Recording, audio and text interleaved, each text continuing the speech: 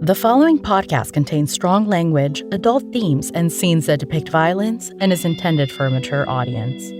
Listener discretion is advised.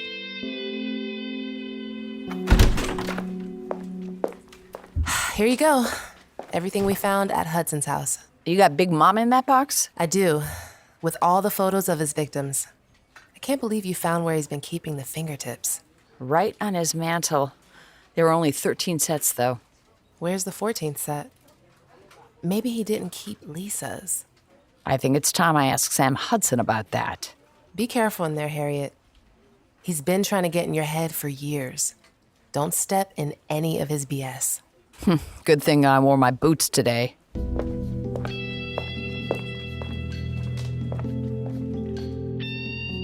Elephant Scout presents Tucson Heat.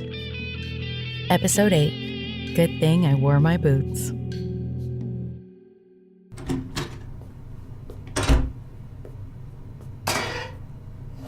Detective Shepard. Mr. Hudson, before you say anything else, we need to get some formalities out of the way. If by formalities you mean arresting me. Who said anything about being arrested?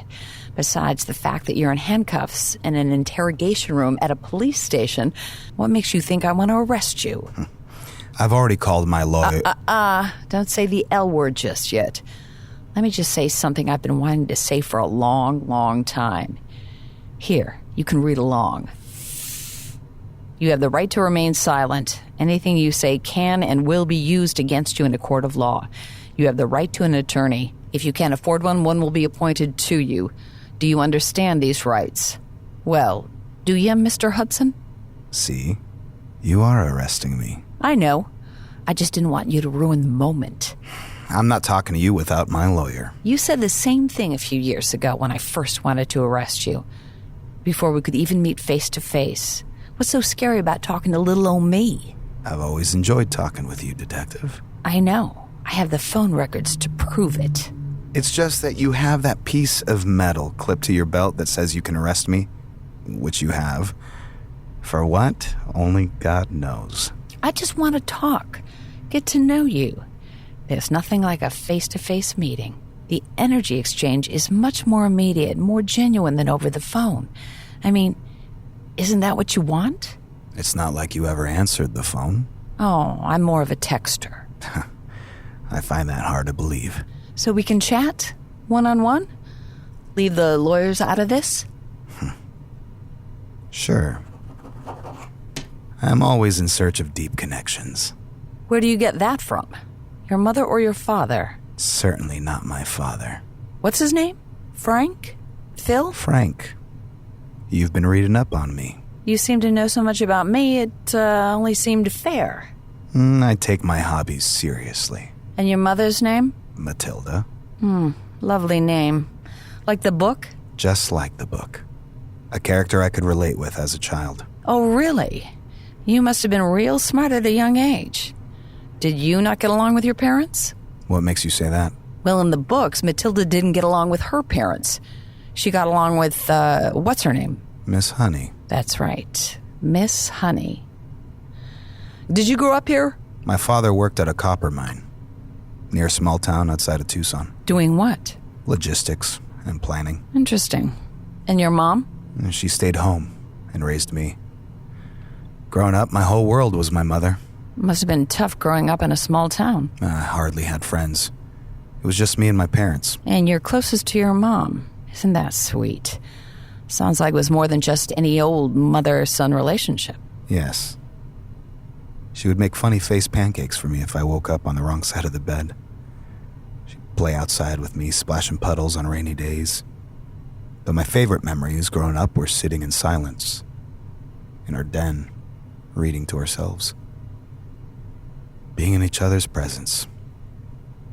She really was the type of mother that knew everything I needed, before I knew I needed it. Just like Miss Honey and Matilda. You two are obviously still close. Now that's a low blow, Detective. What? You've read my file. You know my mother passed away. Oh my gosh, that's right. How old were you when she passed? 10. I'm so sorry that happened, Sam. Are you, Detective? A child's relationship with their mother is something that can really define a child's life. And to have that taken away at such a young age, it's really heartbreaking. It really is. I remember when I was 17, I was walking home from school, an hour later than usual. I was in detention again. Some boy was talking smack to a friend of mine, and someone had to put him in his place. I remember my steps getting shorter and shorter the closer I got to our front door. I was dreading facing my mom's wrath. When I finally got the nerve to open the door, the house felt empty. I saw my father sitting at the kitchen table. He was never home from work that early. When he finally looked up at me, life just seemed to drain out of him. My mother had a brain aneurysm. There was nothing we could do. Cancer. My mother had cancer. That's tough. It spread quickly. Taking care of her at the end was the hardest. Did you get a chance to say goodbye? I was at school when she passed. Worst day of my life. That must have been hard.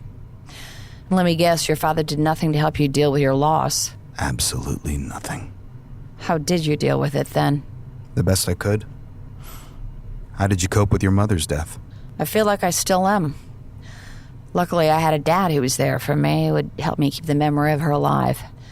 My mother used to make waffles for us every Sunday morning, no matter what. My dad would try to make some. He always burned them. Always. And they tasted like black licorice for some reason. Burnt black licorice. I still ate them. Thank God he found out you could buy frozen waffles. After my mother died, my father didn't even have the courtesy to have a funeral for my mother. Not a wake or a small get-together, nothing. The second she was pronounced dead, he had her cremated. That's a shame. You had no chance to say goodbye. My father's work found out that she passed. They had a special urn made as a gift. They thought it would be one less thing for us to worry about. My father hated it. Why do you say that? I assume it was just another reminder of his dead wife he had to keep on display just in case someone from work stopped by. How did you feel about having your mother's ashes on display? I didn't mind. I was always alone in the house. It felt like there was someone there with me. I would even carry it around the house and play games with her. It's like she never left. Want me to tell you about the second worst day of my life? I'm here to listen. I was 14.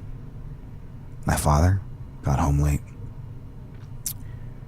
And he must have made a stop at the bar on his way home. I was getting dinner ready when he called me into the living room. He was standing by my mother's urn. Did something happen to it? Earlier that day, I decided to take my mother for a walk. It was a nice day, and it's something I'd do when the weather was nice. That sounds lovely. When I got back to the house, I put my mother back on the shelf, then went on my way to start dinner. I was going to make spaghetti that night. Well, what was he upset about then? I had left the urn dirty. How so? He found my fingerprints on the urn. I would usually wipe them off. I'd learned the hard way that he doesn't like smudges or fingerprints on display. I received several beatings learning that lesson. He beat you over some smudges? Oh yeah, all the time. But that night really put him over the edge.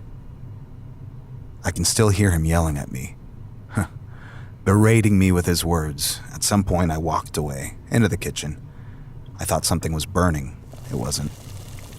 I had a giant pot of water on the stove and it started to boil. Hold on.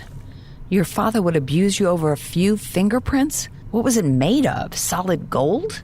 No. Copper. Copper is tough to keep clean. I had to polish it every time I got even the slightest smudge on it. Right after, I would receive the beating of my life. And each time, the beatings got worse and worse. But that day, my father came up with the ultimate solution for my irresponsible handling of my mother's urn, as he liked to call it.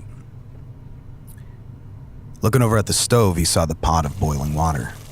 He took a break from yelling at me and grabbed a beer from the fridge, cracked it open, nods towards the pot of water and tells me to pick it up. The pot?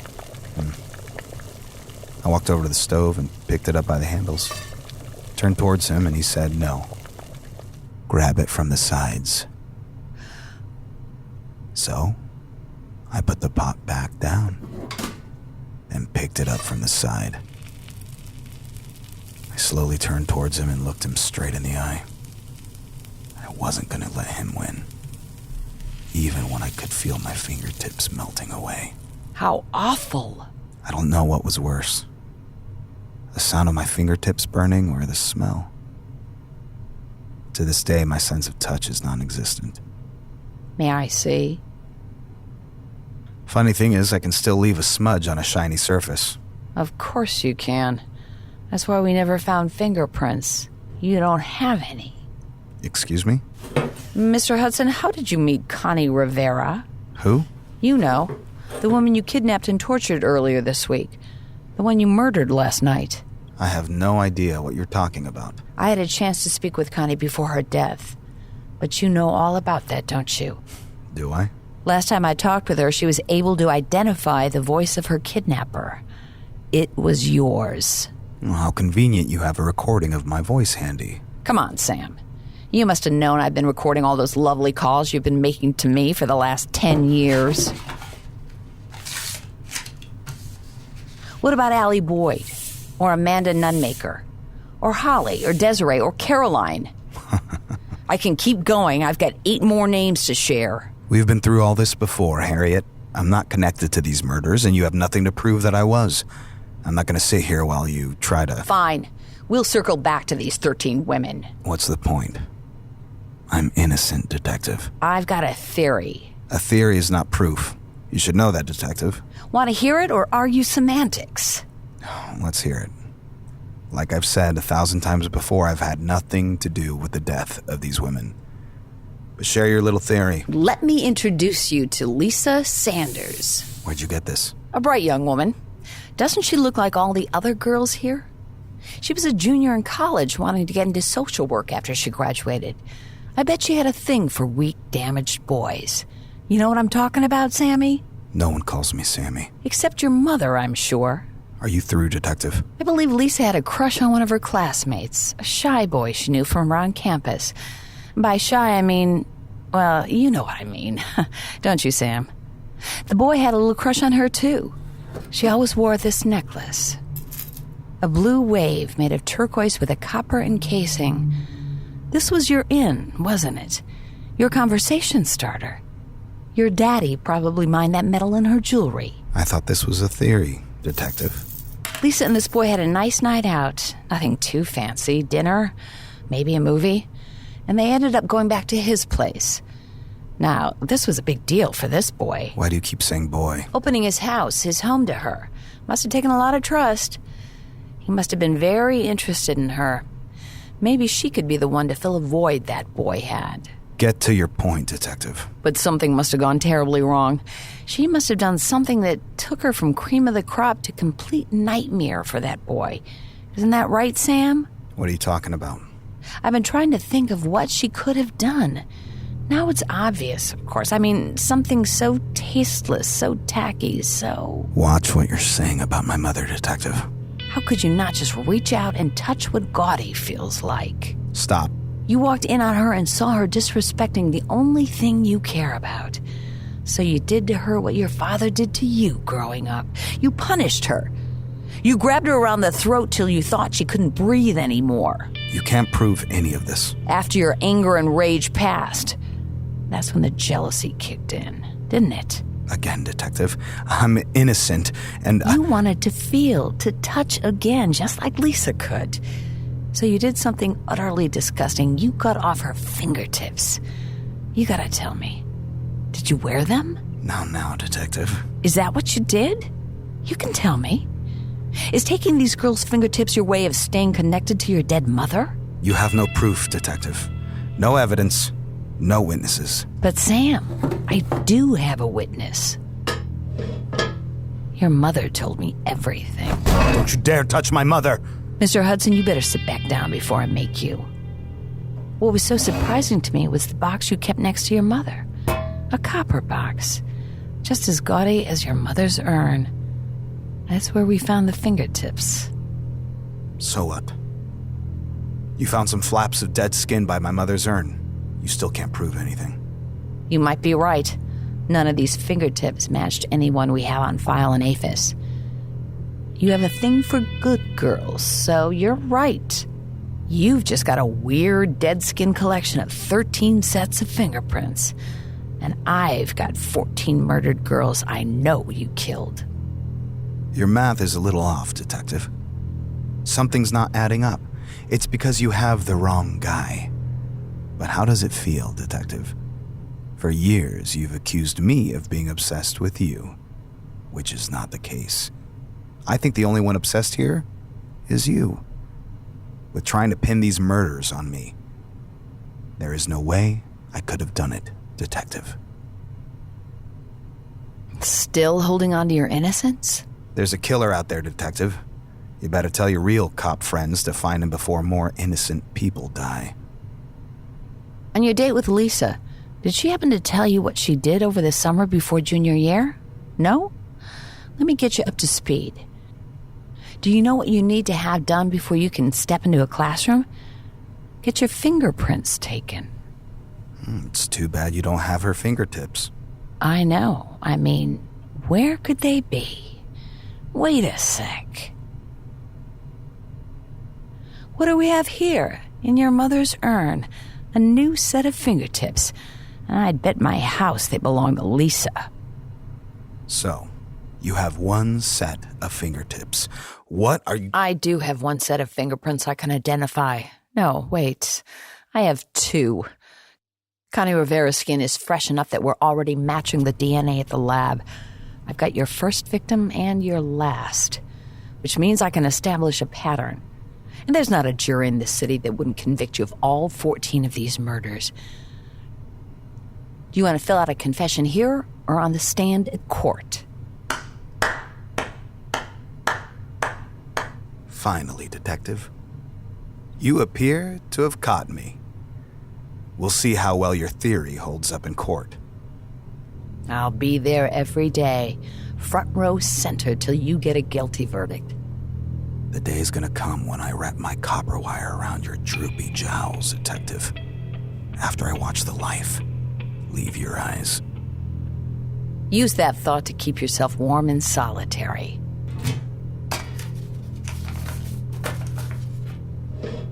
Say goodbye to your mother. This is the last time you'll see her till your trial starts.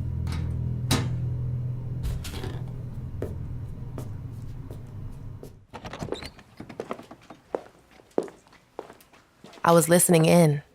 Good work, Detective Shepard. Couldn't have done it without you, Detective Alicia. I might have to upgrade you from trainee to partner. Do I have any say in that? Now that we have Hudson booked, we can head over to the DA and see if we can get this trial expedited. Without a confession? As soon as Hudson's lawyer gets here, he'll talk him into cooperating. We'll have a written confession in no time. You won't be getting away with any of these murders. You did it, Harriet. It wasn't just me. You did some heavy lifting, kid. I don't think I've ever met anyone who stopped a crew of serial bank robbers and helped catch a serial killer in their first week as detective. Keep it up. You were made for this. Thanks. Now let me finish up this paperwork. Let me know when you're done. We need to go out for a slice of celebratory pie. I won't say no to that.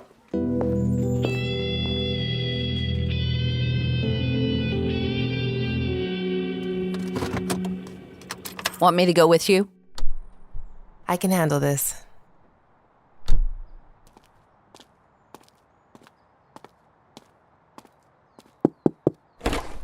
Hello, can I help you? Mrs. Sanders? I'm Detective Alicia. We talked on the phone a little while back. Oh, yes. You're the one working on my daughter's case. Come in, come in. I can't stay long, Mrs. Sanders. I just wanted to tell you that we have a suspect in your daughter's murder, and he has been arrested. Oh, my. Thank you. Of course, miss. One more thing. I talked to the DA, and the necklace you asked about isn't being submitted as evidence in the trial. Here you go. Oh, thank you. This means so much. I'm glad I could help you find closure. How was it? I'm just glad I didn't have to notify her of her daughter's death. Unfortunately, you'll have plenty of opportunities to do that. But today we've got 13 other families to share some good news with. Does that mean we get 13 pieces of pie? I like how you think.